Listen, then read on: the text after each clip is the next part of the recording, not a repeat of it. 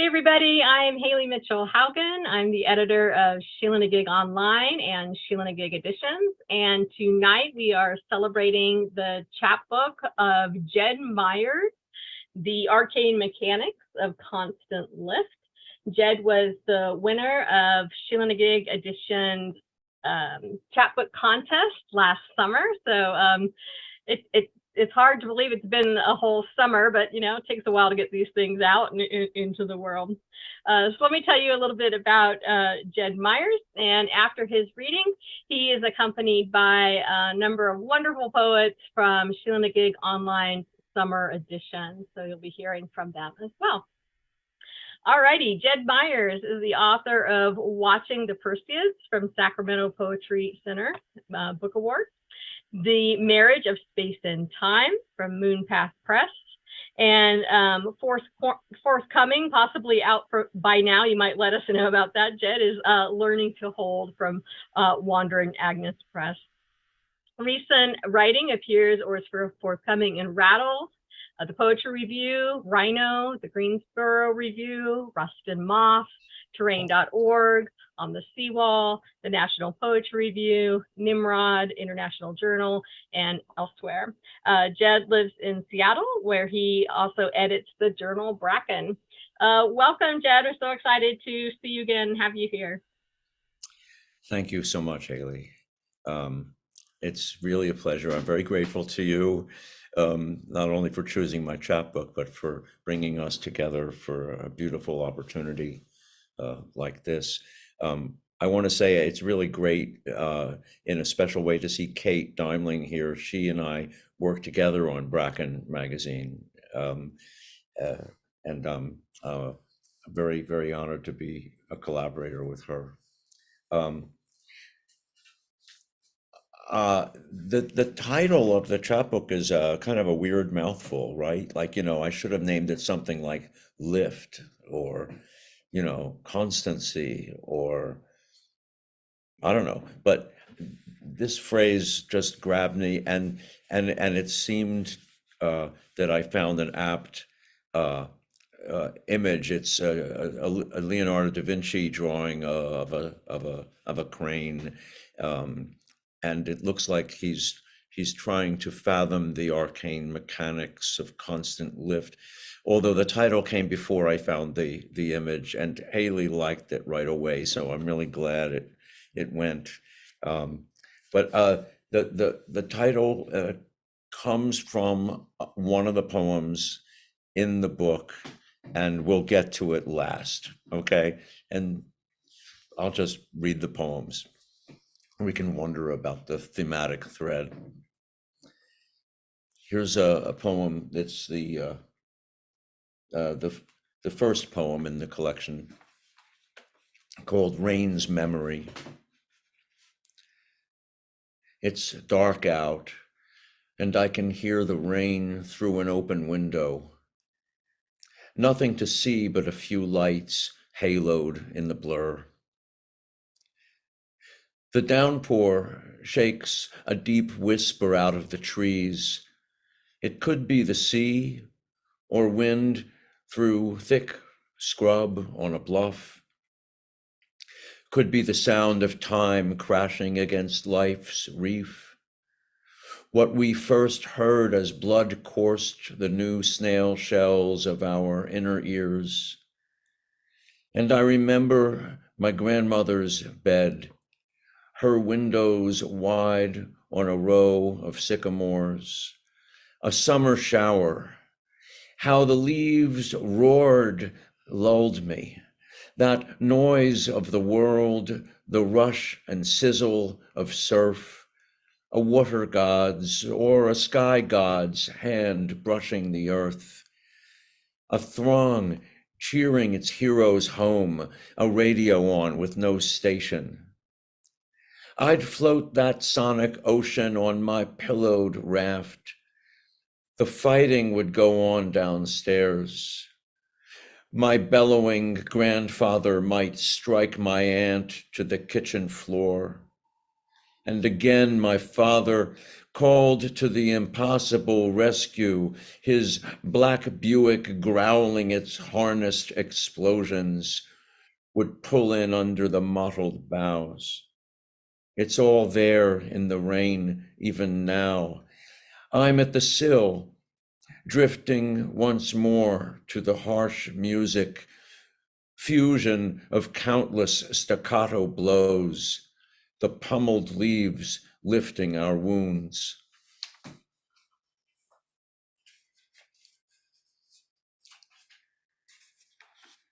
And this poem goes to memory of my father. It's called I Picture Him Driving.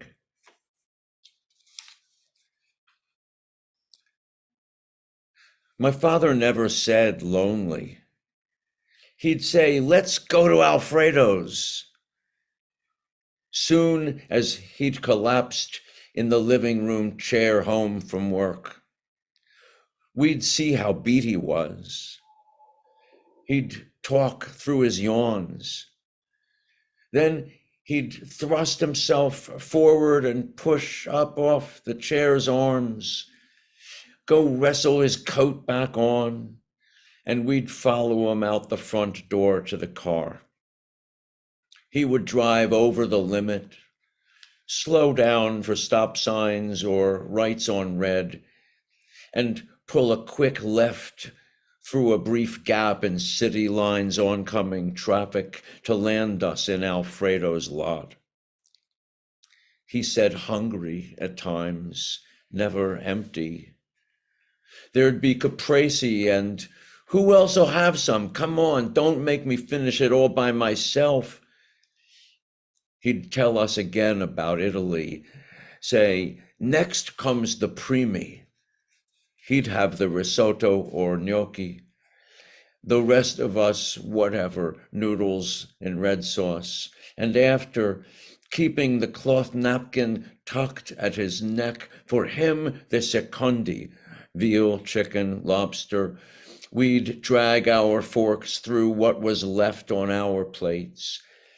And he'd have put in for several contorni, the Parmesan graced asparagus plus a few more to pass around. We'd sample these for his sake in our fullness. He'd never think we'd had enough, though we'd be dazed by the time the tiramisu arrived, one for each. He'd finish his, and at last lifting the bib from his collar, would ask for the check. My father never said what was the matter. He'd take his Alka-Seltzer and Tums through the night, wind up in front of the TV in the den before dawn, and head out in the dark for work. He never said restless, but I watched his relentless thrashing in his hospice bed. He wanted to get dressed and out to the car, saying, come on, let's go get the soup. What are we waiting for?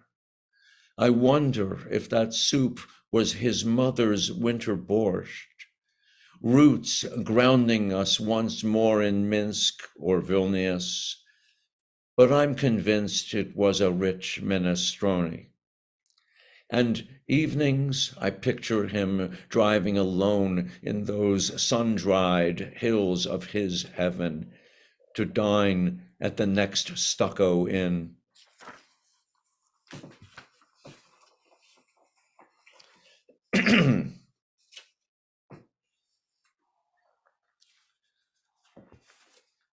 There's another poem that involves memories of my mother. It's called Unveiling, which is what we call in the Jewish tradition the undraping of the gravestone a year after burial. Unveiling. My brother and I idle by the plot. I spot our mother stirring the rolled oats again in the light of the old kitchen window. She coughs, still clearing her chest of the smoke she welcomed into her lungs last night. Smog's gathered around her heart.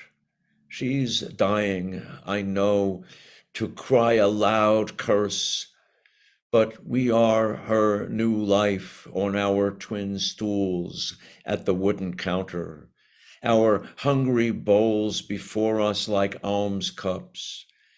And if she can't swallow her dark flares and feed us, fear is she'll become what she hates of this long, dry valley she's traveled, coal hills to city, her father long dead of a curse in his bowels, her husband out there in the beams of the day's adulations, her mother a full day away by train and decreeing the distance calls for no tears on the phone. I blink into our new polished window of stone as she strikes the rim of the pot again with the neck of that spoon. The lean winter light on her yellow terry cloth robe like the thin glow of a new season. I listen, the tin drum repeat through the white steel of the stove, the unsettled question of weeping's welcome. Then through the dark grating of her carved name, I hear the spoon scraping.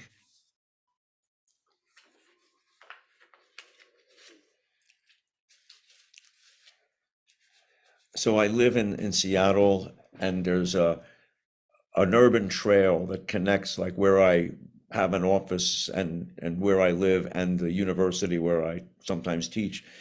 And so I'm on that trail a lot, and it's, it's lined with trees and grass, and you see birds and blossoms and rabbits and squirrels. This is a poem called The Wanting. The wanting I felt I saw in the dark brown beetle working its way toward the shining eye of the good size rabbit dead on its side by the trail. The wanting in how that tiny-legged disk of an insect climbed through what for it was the rough heath of the rabbit's cheek, the wanting gone only hours out of the rabbit, its stillness off its feet and its tolerance for the bug any live paw would bat at, my evidence for that fresh lack of wanting.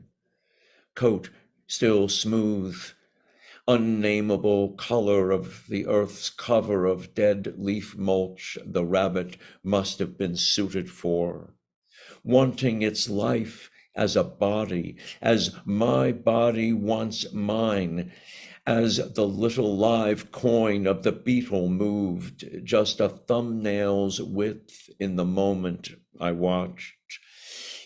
It must be one wanting life, the sheen-shielded beetle, the legless pale feasters sure to inch in by the night, the child I was at the milk of my wanting, I sucked and sucked in the unbroken weaving of mothers and fathers, all the way back to the sun-simmered broth of life. I thought the hunting, the blades, the wanting to kill anything to eat and breathe must be inseparable from our love. And I lifted my eyes past the trees to the road's drumming.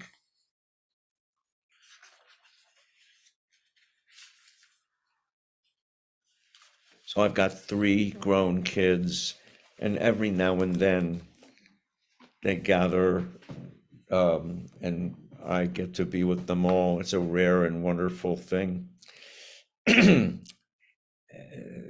This is called Talk at the End of Summer. All my 3 offspring in town for the last of August. We potluck into the dusk on the weathered deck. Big Japanese maple leaning its reddened, breeze-shivered leaves and samaras over us as if to eavesdrop. Low in the plum-purple southeast, Saturn grants us an audience. The kids, grown and partnered, talk of not having kids. No little round mouths irresistibly calling for more rice or milk than there is. No new throats in the drought. No pink lungs panting for oxygen while it runs out. I see the loose ends of my lineage, bloomless stems, sprouts swept useless across clay hardpan, our uncanny design gone fruitless. There won't be a miracle miniature hand come to clutch my thumb. No pair of womb-fresh, wide eyes ushering a jaundiced old one back into love's home. So let it be these young, whose genes have swum eons on a rough tide of births wanted and not. Let Saturn see these thoughtful ones, faces dusky as the rose petals fallen along the fence, eyes casting moonlike light before moonrise, lips reposed between soft-spoken reflections.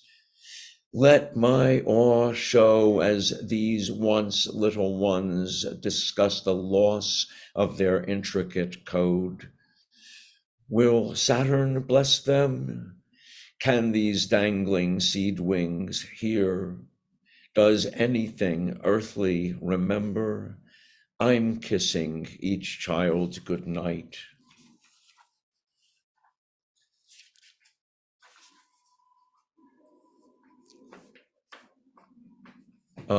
And later in the collection, a poem called The Humility of Old Men. The title is the beginning of the poem.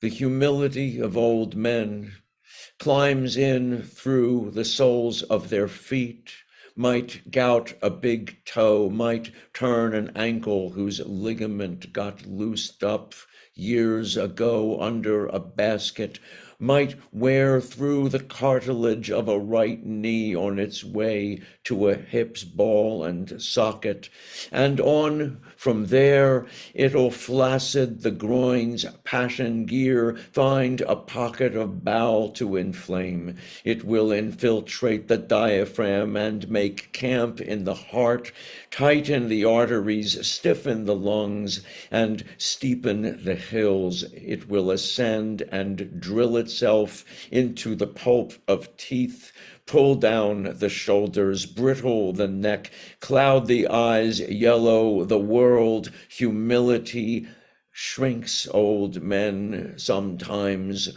to a ripeness, a friends with death kind of translucence. Lets us see the well-traveled child who smiles at me from his hospital bed.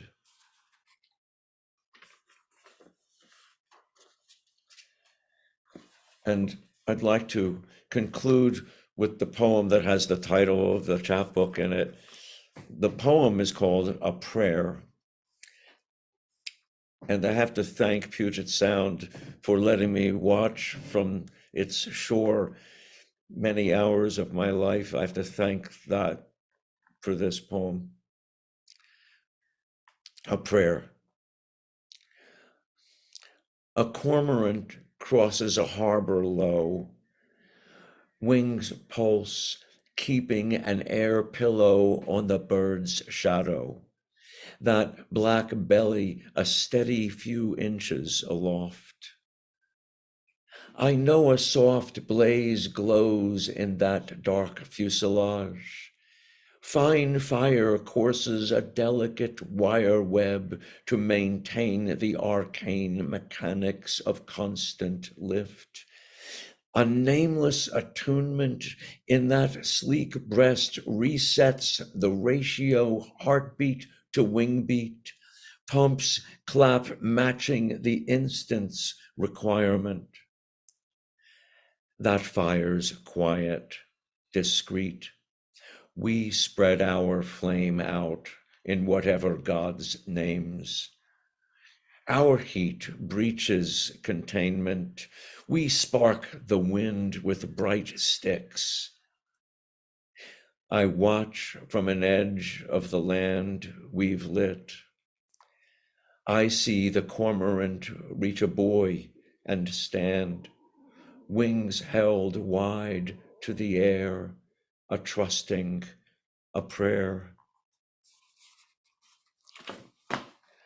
Thank you. Thank you. Thank you so much, Jed. That was Jed Myers reading from The Arcane Mechanics of Constant Lift. Hearing these poems, I think we can all see why this was a prize-winning chapbook. It was just wowed me over and over again when I was reading the submissions last year. So just an honor to have you here, Jed. Thanks so much. Thank you. Thank you. All right, we are shifting gears now. We're going to hear from some wonderful poets from Sheila-Na-Gig Online's Summer Edition, and we'll be starting off with a frequent contributor and our pal at Sheila-Na-Gig Editions, George Franklin. Hi, George. Thank you, Hayley. Thank you very much. It's a real honor to read here with Jed, so thank you, and everyone else. Conjugations. Mi amor, outside I can hear rain dripping from the gutters on the roof. In the morning, there'll be a puddle on the asphalt, and ducks will leave mierda by the walkway. But now they're just trees blocking the neighbors' lights, clouds fumbling their way across the night sky. It's hard to see the clock without my glasses, but I'm sure it's late. My lips brush hesitantly against your spine, your neck. I don't know much Spanish, but I whisper a few words, simple ones. Te quiero, te deseo, te toco, te beso.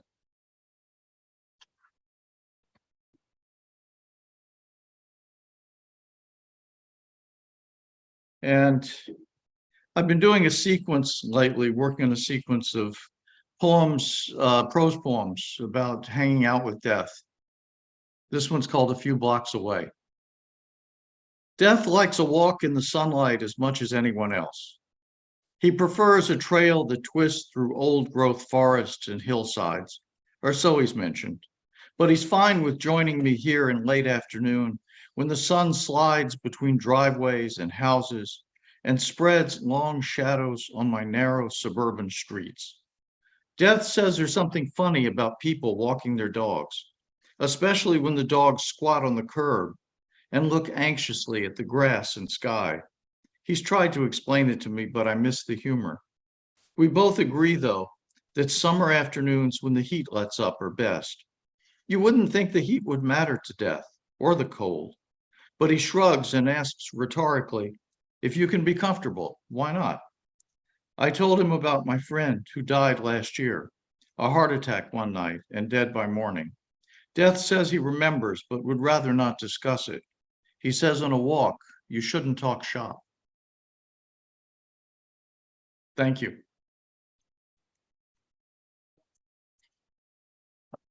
Thank you, George. And yeah, Evan, I wasn't sure if you saw the chat when you logged in. So yeah, you're up. Take it away. Thank you. Hi, everybody. My name is Eben Bein. Here, they pronouns are great. Calling in from Pawtucket land, also called Cambridge, Massachusetts. I'm going to start first with my poem that was in Sheila-Na-Gig. Part of a collection I'm working on about parental estrangement and healing and love. And so anyway, I'm Jed, as I was listening, I was like, yes, I'm in the sort of like tumultuous love and things between parents and children. This is called Therapist's Child Spits Fire. I can tell you everything you did wrong. I've memorized your constitution. I am birthright, keeper of the future doorway. The young god will grant you the wisdom to know the difference between you and good. As you say, you're not a victim. But here in the future / America, everyone is. And it's so much better when we're all beaten into equal parts liberty. All it takes is anger. Register and receive your first courtful free, suitable for all testations. Liberty, where anything is allowed.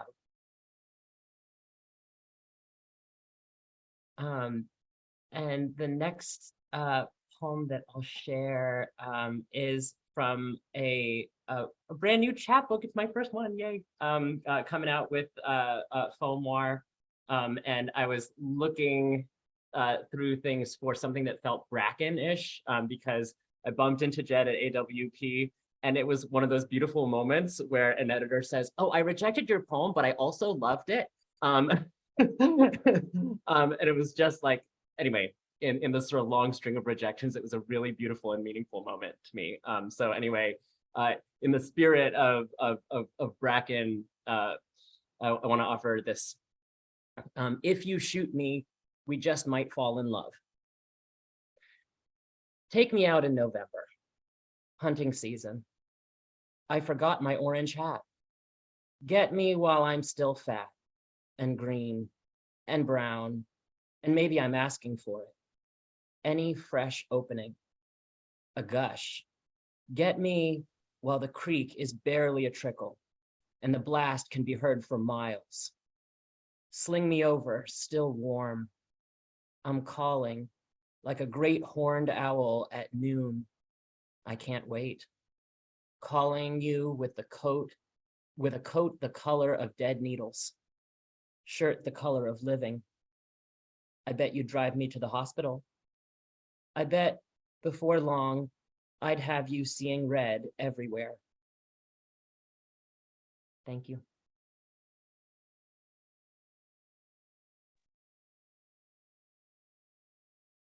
Hello, I'm Judy, and I am coming to you from Bellingham, Washington. And a barred owl just called to say hello right outside my door. So I'm going to read two very short poems. The first one is Another Lesson. Every morning I swim to a new shore. I leave the sea with its many tongues to learn the dialect of today. Listen, dog, owl, shovel scooping damp sand. I am not naked, but my feet are bare. They comprehend a single pebble, the way the smallest word, yes, no, love, can change everything. The way debris gathers at the high water line, torn from its anchor, broken, shards, never the same, to be learned anew, sorted, spoken or silent, sung, listen. And this is my poem that's currently in Sheila-Na-Gig, and thank you very much. Diagram. The song is a diagram of longing plucked from the air. The air is a wing of possibility stitched from shadow. The shadow is a gown of night sewn from the flesh of stars. The stars peel uneasily from the watercolors of dawn. The dawn lays itself across the rumpled quilt of farmland. The farmland yields its stories to plow and hand. The hand sets stone upon stone in a wall. The wall is between us, but it cannot stop the song. Thank you.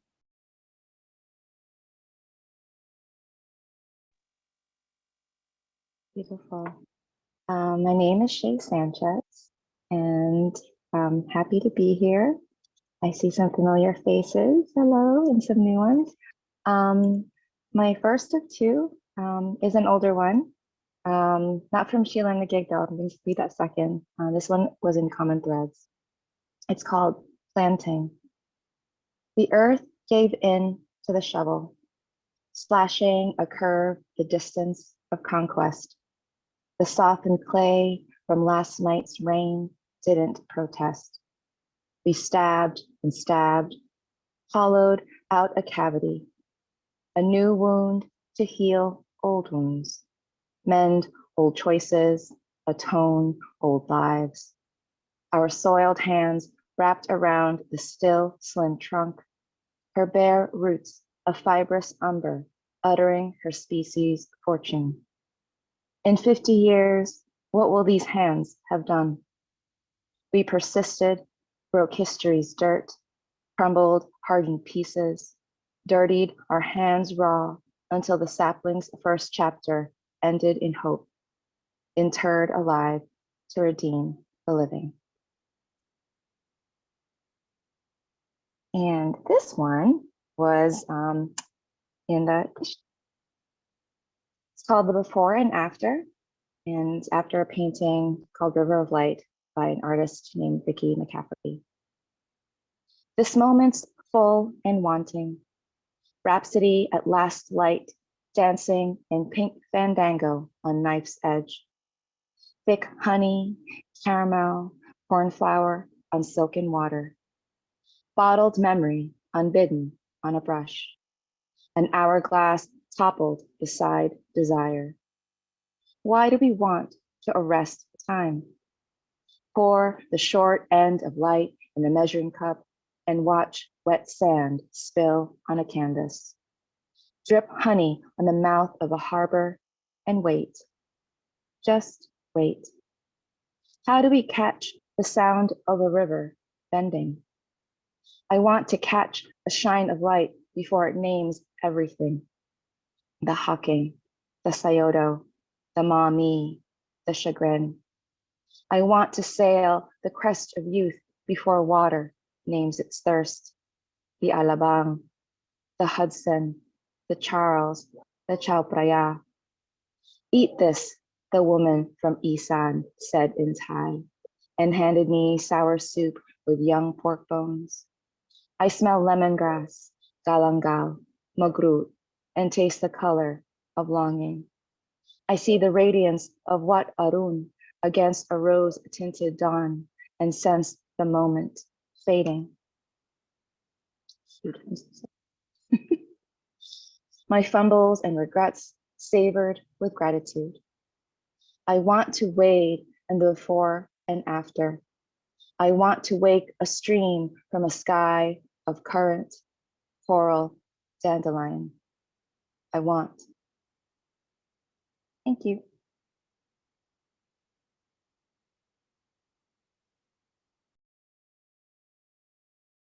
I'm Paula J Lambert, and I'm reading from Columbus, Ohio. I'm so happy to be here supporting Jed's work and celebrating Sheila-Na-Gig generally. Such a wonderful organization. So both of my poems are from the recent edition of Sheila-Na-Gig. The first is called How to Trust the Moon Chicken. And why did the chicken cross the road? Because Chicken saw something fit to pursue. Chicken yearns, and his commitment to what he yearns for is steadfast. Maybe some sweet hen, maybe a rooster, maybe a future or a chance to escape the farmer's axe. Chicken's eyes are always ahead of his gait, head thrust forward, long neck locks into place, and while his vision comes fully into focus, one foot follows another, catching up. The better question maybe is why Chicken didn't look back, why no one taught him what a boundary was, or that journeys like his have consequences. Maybe Chicken, spared of the axe, and who may have left hen and a couple of eggs behind, saw only the sun rising and falling and wanted to know where it went.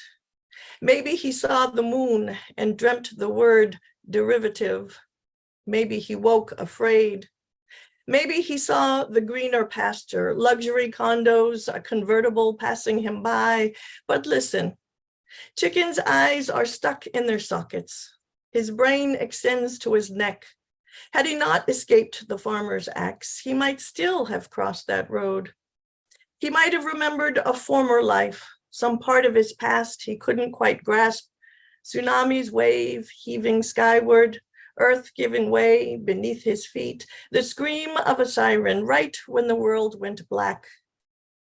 Ask this, how life propels him forward, why he goes and keeps going despite the roar of doom and terror that hits him along the way, how he follows the light where it lands, how to trust the moon, and why, when he so often wants to cry, he so often laughs instead. And the second is just called Turtle. It's in sections, numbered sections, but I'll just have a little pause between each one. Turtle. It was a long time ago. I've written about it before, that turtle in my rear view mirror, spinning away from my car like a lost hubcap. What was I to do, so late for work, so many students waiting? Later, a few weeks, a few months, who knows, another turtle smashed on the side of the road, different county. I on my bike this time, pedaling away and away and away from my home every afternoon. I learned the smell of death that summer, possums, birds, this turtle still alive, trying to retreat into a shell smashed into itself, pieces a bloody roadmap of its stunted life and mine. Turtle said, "This is what you did. Look close so you won't forget. I too had someplace to go." A friend tells me a dream he's had all his life. He's a boy wearing a mask wherever he goes. Can you see the mask? I ask. He smiles shyly and nods. I see it. It's a turtle. Not long ago, I learned a turtle shell is not the little hat of a home I'd always assumed. It's skeleton, part of the bone that makes up his body. I ask my friend if he knows this. He laughs and says, yes, I've learned this too. When I think of the hubcap turtle, I now see a prayer wheel spinning, and I know that smattering of bone was a gift. Look where it's led, to this lost turtle boy, still in one piece, to a woman scarred and a little less lost, dreaming through daylight of the way that time spins away, the way some pieces come together, the way some people crashing through life find their way back to the road they travel, every loss and every wound part of the air they breathe, which is not to say sentient creatures didn't die, or that they won't, only that the living wind shushing toward them and through them and away has met all the plodding creatures who traveled the road before them and knows all the plodding creatures who follow.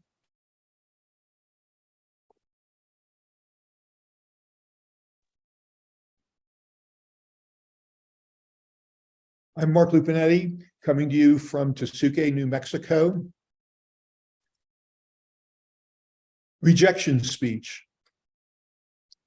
That you can't trust a teenager is a lesson I learned the hard way, because I trusted Tommy, who was 13 when I met him, but with the physique of a 4-year-old, thanks to a heart the size of a half-deflated beach ball and just as robust when it came to pumping blood.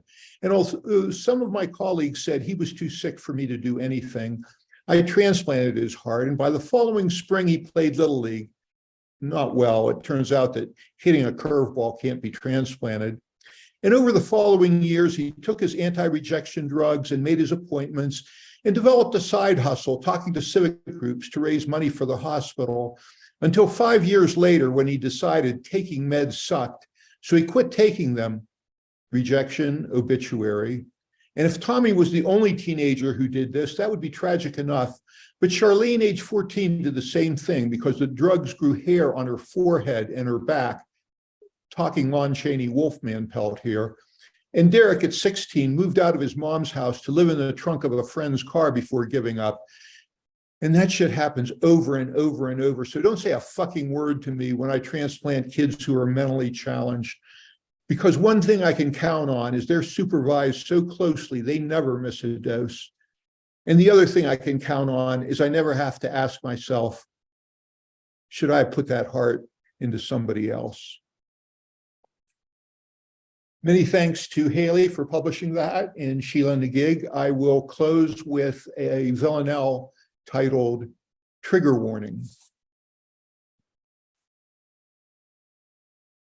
Never before has my hospital seen such dismembered torsos and pulverized brains, results of a shooting with an AR-15.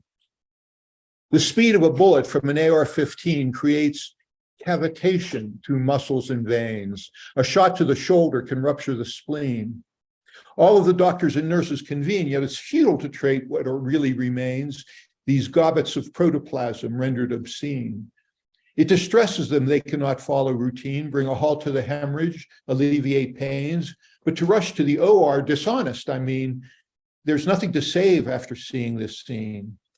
Kids of a country where the gun owner reigns, doomed never forever to reach age 13.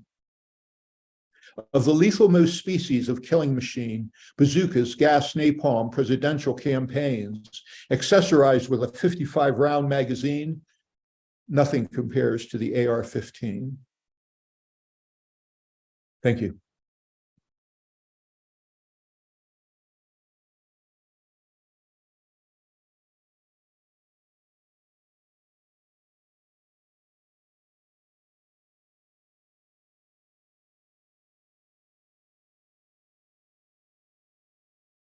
Hello, I am Laura Ann Reed from Mill Creek, Washington. I am very honored to be here, knocked out by the poetry tonight we're hearing today. It's just mind-blowing, really. I'm just blown away. Everybody is just, who's read, is just very moving, very moving. So I'm going to read a poem that Hayley published, and I thank you for that. And then I will read another poem that is as yet unpublished. They both are going to be in my next collection, and they are linked together in a certain way. So the first one is Whose Eyes Hold the Light. I don't know why I did not stay with him in Le Marin, where he introduced me to his neighbor, the widow of Albert Camus. He showed me the room where her late husband wrote, the masculine desk, granite balcony overlooking a garden. In the photograph, I lean on the balustrade, gazing down at the camera he trains on my face. It was May.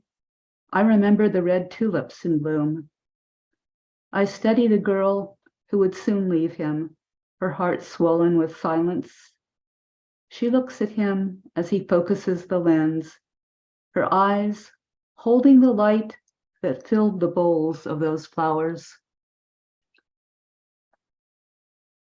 The next poem is called Another Letter. Earlier today, I saw a sparrow perch on a boulder in my yard. Something about the size, bird to stone, seemed important at the time. Low fog hovers above the peony and the pines. I'm reminded of when I was a girl in California, the hills overlooking the bay, the morning mist from the Pacific. As a child, I understood what the world was trying to say. A bird sitting on a stone was just that, not the universe showing me song and silence. It's not that I'm idealizing us, it's that I don't want to look away from the brightness we made. Do you remember the field of purple iris we saw in Saint-Rémy? How the late light played on the petals? It was strange to see paintings of those same flowers Van Gogh made while he was in the asylum. I started reading the letters he wrote to his brother and to other artists. I noticed that he only speaks of Teo's loneliness, never of his own. Sometimes I pick up the phone wanting to know if you're still alive. Then I recall you didn't give me your new number. Your wife didn't like us talking. I picture her shredding my letters. Maybe that's why I don't hear back from you. Mostly, I'm all right. My husband is kind. I'd like to get a cat, but there are coyotes in a canyon close to our home.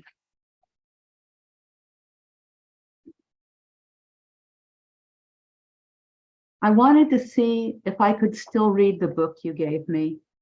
I should have translated it into English when my French was better. When I pulled it down from the shelf, I had to hold it together in both hands. Insects must have gotten it. The pages are falling off the spine. They look like parchment now, dark and wavy, the text faded.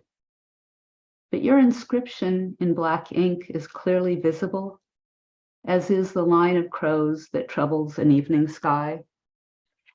Thank you.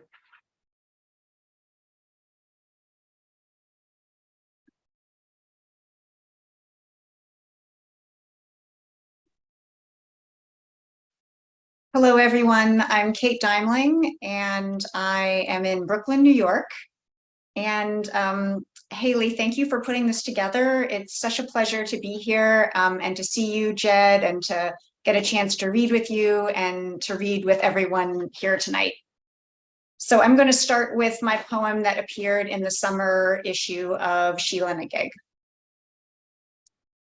On buying a piece of water buffalo horn as a chew toy for my dog. Amidst the bins of crisp cod and marrow bones, there's a polished mahogany cylinder, smooth in my hand. The tag gives no origin, just says water buffalo horn, and I imagine this animal standing by the Ganges, tips of fur stirred in the wind, mouth sinking to munch on patches of grass, broad dark eyes reflecting the sky. I tell myself there can be no profit in selling only the horn, right? They slaughter the beast for meat, send its horn to the States through this vast web of economy uniting us all.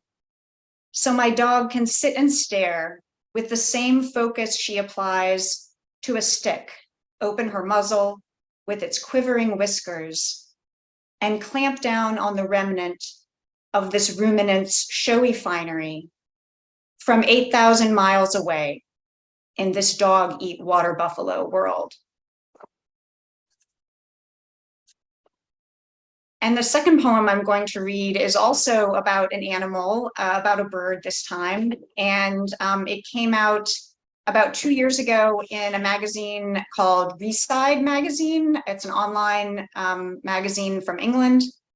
And I did not get out to do any bird watching this spring here in New York City when there's a lot of spring migration of warblers. So this poem is a nice reminder for me of getting to do so a couple years ago. Magnolia warbler in Central Park. Kinetic, frenetic, flitting, falling, a tiny tang of light. Its body trills up and down tips of trees. Find it and it's gone. No, settled for a second. Black and white dapple like shade its top. Now the taut belly turns to us, flashy as a taxi with jaunty black bands. Imagine inside a pea-sized heart that taps and taps away, the empty bones always lifting, lifting as the bird is born into the light, rises, itself a drop of light, a bright particle interrupting the air. Thank you.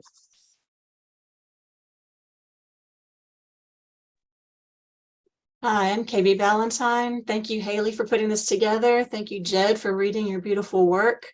And I want to say I'm so happy to hear people read the work that I already read in Sheila-Na-Gig. To hear it in your voice is, it adds a whole new level. So thank you for reading those poems. And the two that I will read are from the summer edition from Sheila-Na-Gig. Footprints in Ash. Even now, the land is rewilding.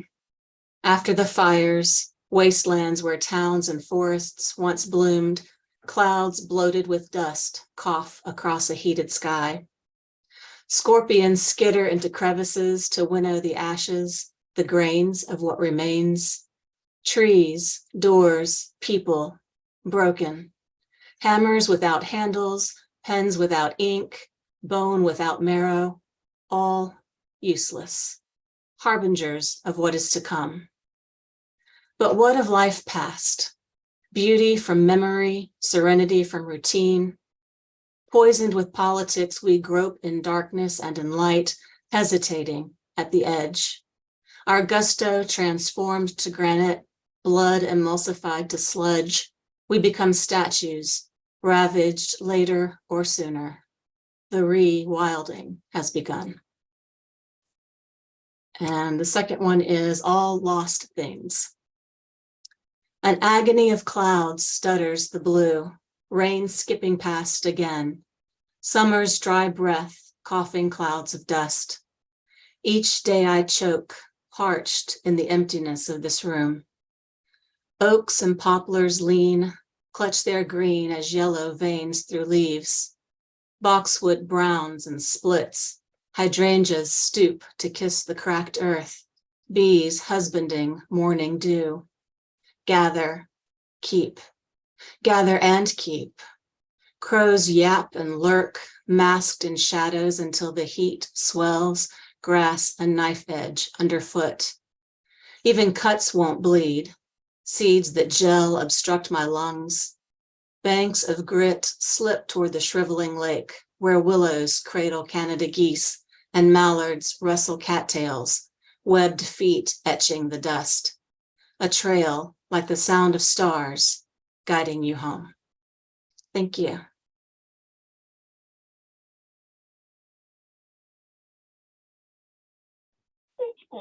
Thank you, KB, for being here, and thank you to all of our open mic readers from Sheila-Na-Gig's summer issue. So great to have you as part of our Sheila-Na-Gig community. And thank you for Jed Myers celebrating the arcane mechanics of constant lift. I'd hold up the book again, but this gigantic spider just walked across my keyboard and I used it to move it along. Thank you, Judy. All right. Thank you all again for being here.